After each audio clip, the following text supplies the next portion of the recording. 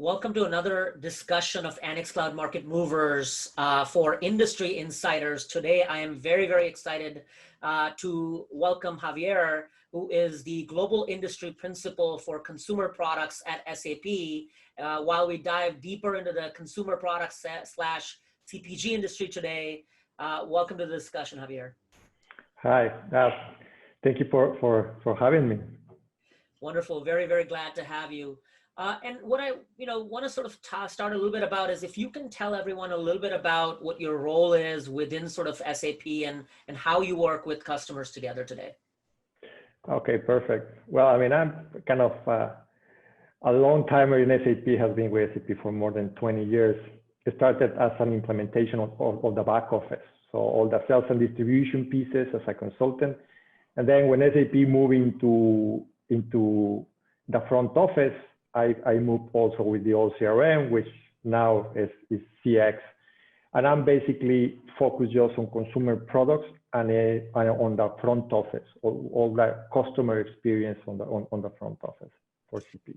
Perfect. And then when you look at the consumer products slash CPG industry, how do you broadly categorize the different types of companies, whether it's fast consumer goods or other types of products that are in that industry? That's a good question, because I mean that will let us kind of set the ground so that we know what we're talking about. So it's in SAP we have consumer products, we have fast moving goods, and in fast moving goods can be food and beverage, or can be also personal care. Also we have fashion, and also there is like this line between fashion and personal care is kind of hard to define because of the beauty is on personal care, but it's also on fashion. Also, we have the agro business, which is kind of a very different business because you're talking with farms and all that. And we have consumer durables, where we talk about bicycles or home appliances. That's a lot on the consumer durable side. Got it. And so, when you look at sort of the impact of COVID-19, a lot of times when we think of consumer products, we are thinking fast moving consumer goods a little bit in there, but there's also durables, and the impact of COVID-19 obviously on the manufacturing slash, consumer products industry has been enormous. Some very positive, some challenging from a distribution and execution standpoint, and some challenging from a real sales standpoint. So maybe you can give us a little bit of an idea between sort of, let's say, the durables or the consumer, fast-moving consumer goods parts of it. What has been the positives of COVID-19, and what have been the challenges and negatives of COVID-19 as in the last 6 months or so? Yeah, so I mean, we can split this, or let's say take the view of the consumer, how the consumer had changed. I mean, the demand had shifted.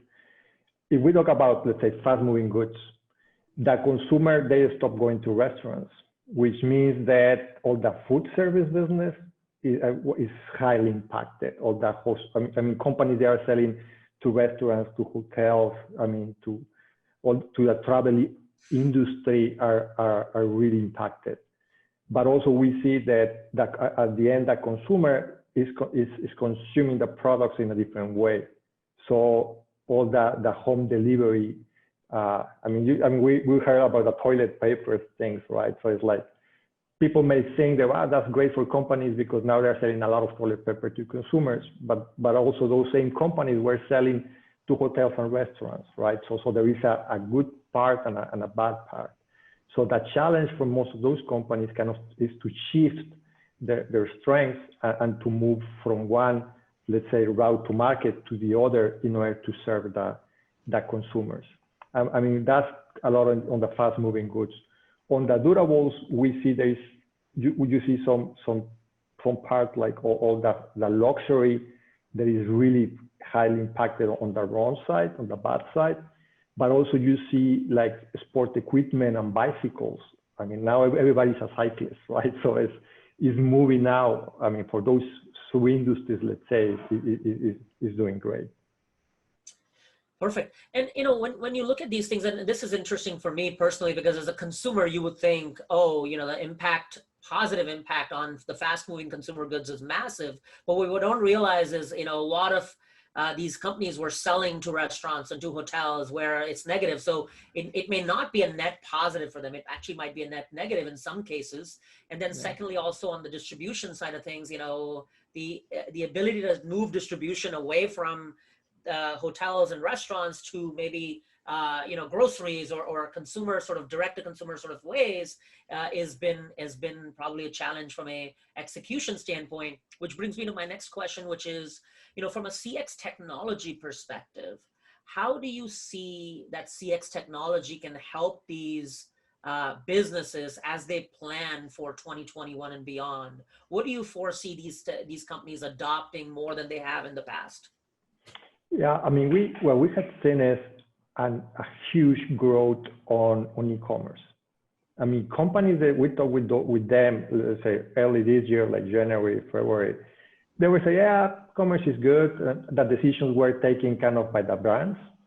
But now when we talk again, I mean, the priority has shifted tremendously. Now it's a corporate decision. It's a strategic decision because it's a channel that is growing rapidly. So I think that commerce on B2B and also on direct to consumer is growing really, really fast. And then with the direct to consumer, the responsibility of managing the consumer information, I mean, with that responsibly, is also leading to have this technology like customer data cloud in order to support the consumer information. Yeah. Makes sense.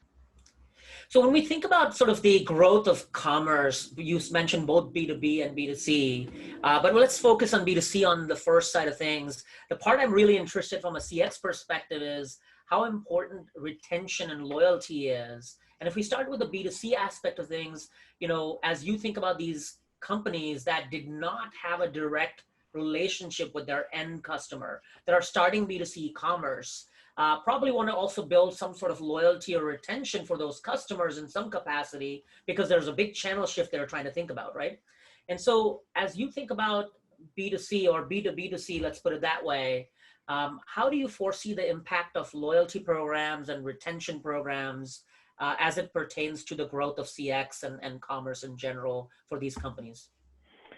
Yeah, definitely there is a challenge. When I think about loyalty, basically, loyalty is a way to build a long-term relationship, right? And when we talk about programs, it's kind of a way of rewarding the consumers for their preference, for their choice, right? Because they have many different choices.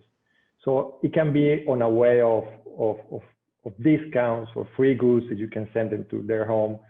But and kind of the challenge has been, if we want to reward the purchase, I mean, it's to actually, the thing that we are doing with you guys on scanning a ticket, right? Which is kind of innovative, so that we can reward the purchase. But there are many other actions that they do. I mean, they can reference to a friend, right? Yeah, so, or they can buy certain volume that we can also reward. So there is a lot of different activities that we can reward, and based on their preference. Absolutely. And one of the things that I know we are very excited to kind of work with SAP on is that B2B2C part of the channel, where if they're buying from the end retailer a product, they can take a picture of the receipt and they can even send it to kind of rewards at brand name or consumer products company name.com. And we're able to read the receipt of the purchase they made at a retailer and add that consumer into your direct to consumer loyalty program. So now you're able to communicate with them directly. Maybe even ask them to buy direct to commerce or buy direct from you if you build a direct to commerce kind of direct to consumer commerce channel, that is. And so I think that can sort of build in a lot of abilities for connecting with the end customer, so to speak, on the B2C side. I guess next on the B2B side, you mentioned commerce as well, and so how do you apply loyalty to B2B commerce?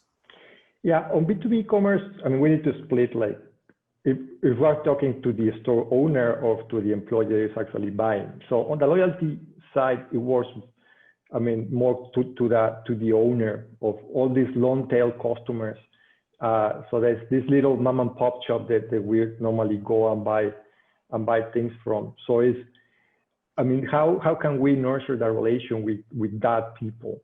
It can be in many different ways. So normally we think on the monetary aspect, like so giving free goods or special discounts, or maybe some point of sale support or equipment, giving credit depending on their volumes and the portfolio that they are buying.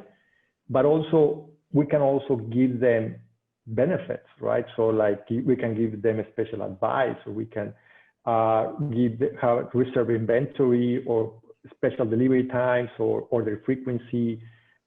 So there is this aspect of, there is the monetary aspect in which we reward their choice, but also the benefit that we can give them on the day-to-day business. Absolutely. And I think, the application on loyalty for B2B is taking a big spike, as well as trying to create, and as companies are trying to create that channel shift towards commerce, as you mentioned, potentially, they want a digital way to also have a loyalty maintenance with their customers. In some cases, there might be a long tail of customers where, you've got your direct relationship where your salespeople are managing one-to-one, but then you've got a very long tail that is coming through commerce or what have you, and you want to build a digital relationship with those customers and market to them better as well. Yeah, and what I like about that piece is, you let me add something, is that I remember a long time ago there were these exclusivity contracts. Like, okay, you only buy from me, you will get this special kind of things, which is not legal right anymore. Yeah. So, but the loyalty, that relationship with a brand, that's the highest barrier of entry that you can build, right? Because for them, it's like, okay, should I start a new relation with a new vendor, or should I keep this relation with these guys that know me very well and that they are actually helping me grow my business, right? So that, I think that the relationship building on this B2B side is super important. Got it. And I guess last, to close it off, I mean, what are you personally very excited about? And never, as they say, never let a good crisis go to waste. And so a lot of things are growing from a technology perspective, leapfrogging in the commerce space, especially over the last sort of 6 months. We've made, as they say, 5 years worth of progress in the commerce side, leapfrogging some of these, especially in the B2B aspect of things. What are you most excited about from a CX perspective for the consumer goods space for the years to come? I mean, I'm really excited that now, I mean, because of the high adoption of the CX technology, now brands can actually fund those projects that they couldn't fund before, right? And now they can take corporate decisions having a broader view than just brand decisions that at the end it won't give the same benefit. So having this broader decision, getting closer with the consumer, understanding their changes on the decision making, I think that's amazing. So that we can have better products, and I mean for the consumers.